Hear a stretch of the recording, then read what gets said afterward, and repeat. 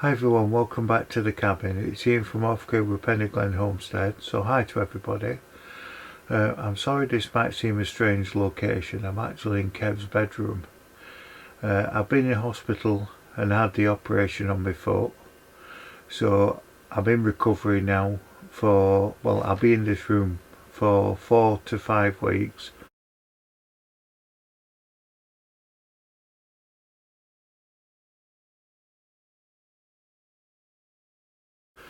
Because I can't go near any dogs or cats or anything because of infection. So I'm in this room and I'll be, like I say, here for 4 to 5 weeks, and then it's 8 weeks full recovery, and then I'll be back up fit and able, and I'll be able to do some jobs outside and get the building work done and everything, which I am so looking forward to doing.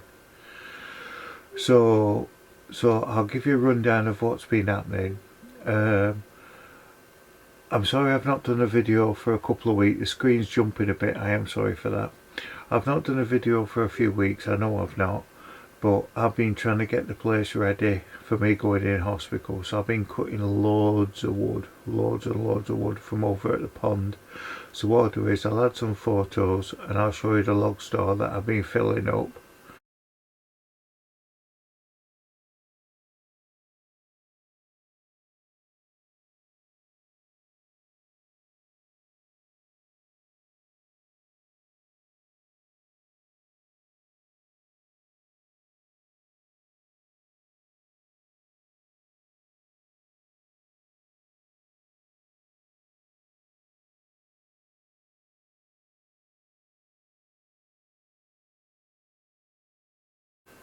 So as you can see, the load store's nice and full.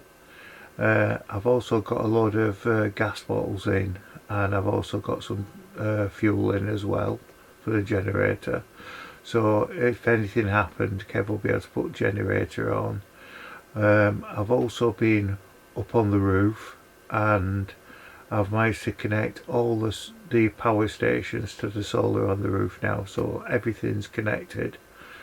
So I've been home a few days and he's not had to have the Jenny on. He said he's not had it on while I've been in hospital. The solar's charging everything up, so I'm really pleased with that. Makes it a lot easier. So I'll give you a rundown of what happened. I went on Monday this week, just gone, to the hospital, and this will make you laugh, right? 5 years to the day on Monday when I was having my operation. My mother passed away, right, on the 4th of, I think it's, no, 3rd of February, and that's the day I had my operation, right? Well, I know it sounds daft, I'm terrible with dates, me, since I had my heart attack, I forget everyone's birthdays, and oh, I'm terrible, right? My dad's forever getting on at me that he keeps telling me to write down everyone's birth dates on the calendar. So I'm sorry about the screen jumping, I don't know what's causing that. I am going to look into it. So yeah, so she rung me in the morning. She said, do you realise it's like 5 years since my mum passed away today? And then I started panicking then, because I've been worried about the opposite is. She's a bugger ass there, honestly. She's terrible for things like that. So I was supposed to be at the hospital for 11:40 in the morning. We're heading to the hospital and the ambulance breaks down, so we don't get there while 1 o'clock. So when I got there, they put me in a side room and I was there for about 3 hours in that room. So my blood pressure was going, it's all going round in my head. I was really worried and everything. And then the nurse comes in, she said, you alright? I said, well, I've been here for 3 hours and the only entertainment I've had is I watched a fly die on a blanket, and she couldn't stop laughing. So eventually anaesthetist came in and everything, and they're asking me all these questions because I've had a heart attack before and epilepsy and all that, so they were concerned about the anaesthetic. So I went down the corridor and I went in the room. This is absolutely true, this, right? You'll like this. I went in the room, I laid on the bed in the operating room, and he's giving me some oxygen and everything. He's saying, right, he said, I'm going to inject the liquid into you now, and it'll make you very, very sleepy, and then you'll feel like a warm sensation and you'll go unconscious. So I says, right, okay. So during this time, me being me the way I am, I'm telling jokes, mate, because with my anxiety, it helps me telling jokes, because I see people smile and it relaxes me. So I'm telling all these jokes, and then he says to me, look, I'm going to be honest with you, and there's a lot of people very, very worried in this room right now. I said, why? He says, well, you've had the liquid over a minute and a half ago and you should have gone unconscious virtually straight away. So he said, I'll let you finish your joke, and then what I want you to do is just to relax your mind down, and after a few seconds you'll probably go unconscious. So I says, alright, that's how we did, right? So I told the joke, I said the punchline, they laughed. I says, right, I'll just relax, boom, I was gone. It's absolutely true, I did, I was gone. So I woke up, and obviously I've had my toe amputated. I've not seen it yet. I've got to go back in 10 days and have the bandages took off and the stitches out, so I've not seen it yet. So I was in hospital. Oh, the food was terrible. The food was terrible, honestly, and I love hospital food. The food was terrible. And she said to me, she said, well, the nurse, she come in late at night after operation. Right, it's absolutely true. Now, you know I've got a lot of health problems. I take a lot of tablets for all these health problems, right? She poked her head through the door at 9 o'clock tablet time at night. She says, anyway, she said, hello Ian, I'm the nurse that's on duty tonight. And I just want to say hello, and I'll leave you in peace, because I know you don't take any medication according to our system. And you don't need any pain relief because you're not in pain. Honestly, the pain, I was nearly climbing the walls, right? So she said, I'll leave you in peace, bye. I went, whoa, get back here, get back here. She said, what? I said, I've got a great big bag full of tablets out there. I said, I need them, I'm going cold turkey. And she says, oh, she said, according to my system, you don't take anything. I says, well, get the duty doctor down here and I'll suddenly be taking them, won't I? So the duty doctor come down, and I was talking to her. She said, do you know something, Ian? All your tablets should have been put on the system when you came in. And she said, for some reason they're not. She said, it's not, I shouldn't have been doing this tonight. This of all should have been on.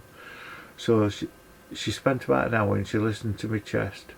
And she said, your oxygen level's very low, and I've noticed since you've come in, I've looked at the sheet and it says your oxygen level's low all the way through. She said, have you had COVID? I said, yeah, I had COVID, and my breathing's not been good since I've had COVID. And she said, well, I'm going to put you on oxygen. Oh, God. Next morning when I woke up, my lungs felt so wonderful. I'll never forget that feeling. Because when I breathe now, I can feel it heavy on my lungs when I breathe. I always have done. And like, literally, it was so like shallow breathing. It was so gentle breathing. It were... Next morning with my oxygen, I nearly cried when they took me off it. So I had my meals and everything, and I had all that. And then, this will make you laugh, right? When I go in hospital, Kev gets on at me, because like, usually if something happens to me, a procedure, I swipe something that they've used on me, and I keep it as a souvenir, because I'm a bit sentimental that way. See, you like this? You ready? What's it? It's what they used in theatre with me. I swiped it.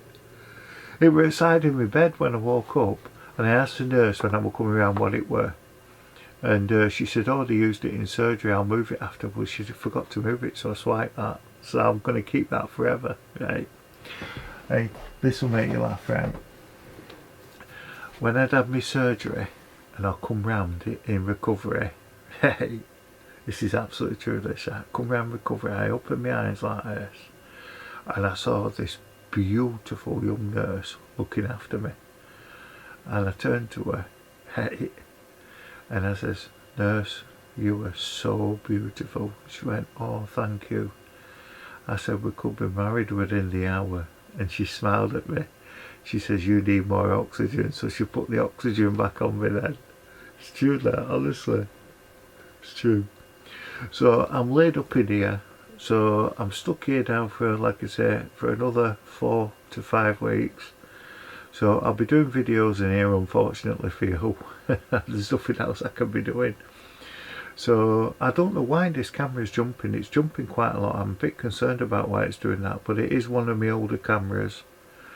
So when I come back, they had to get a wheelchair from Stranraer Hospital to drag me through all the gravel to come back, because obviously I can't walk, can I?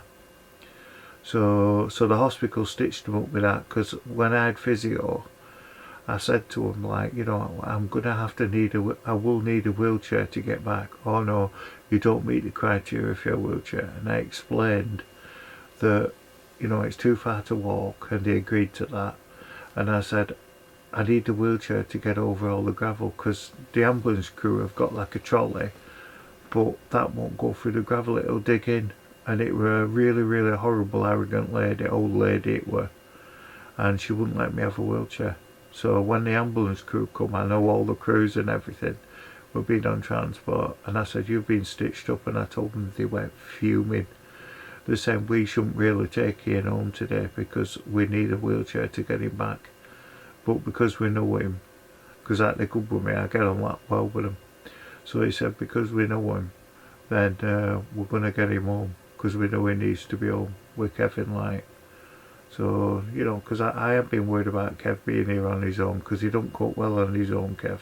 So all the time I was in hospital, I was trying my best to get back. I know I can't do anything when I'm in bed, but if out goes wrong, he'll just come in and he'll say, like, what do I do, or such a thing, and I calm him down and I get it done, like. But to be fair, he really, really has looked after me, and I'm not joking. He's been bringing me meals in, and anything I wanted he's got for me. He's been a really good friend, and I am extremely lucky that he's looking after me, because most people don't have a good friend that will do this for me.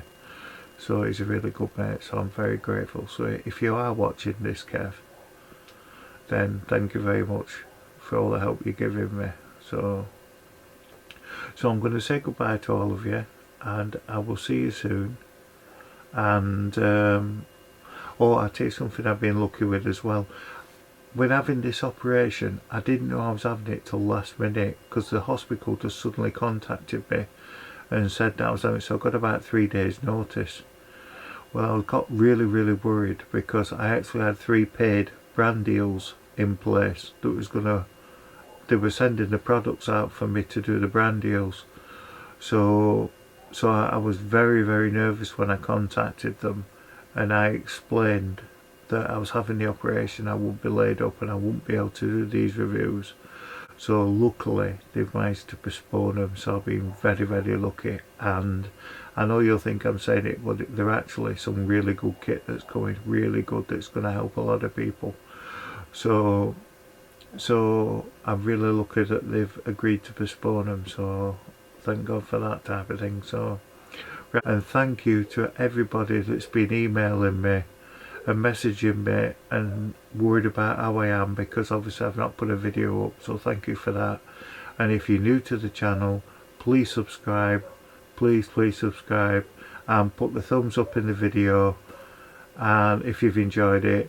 And also, if you could leave a comment below, it really does help with the YouTube algorithm. I'm trying to get to 100,000 subscribers, so please help me along the way, and I'll see you all soon.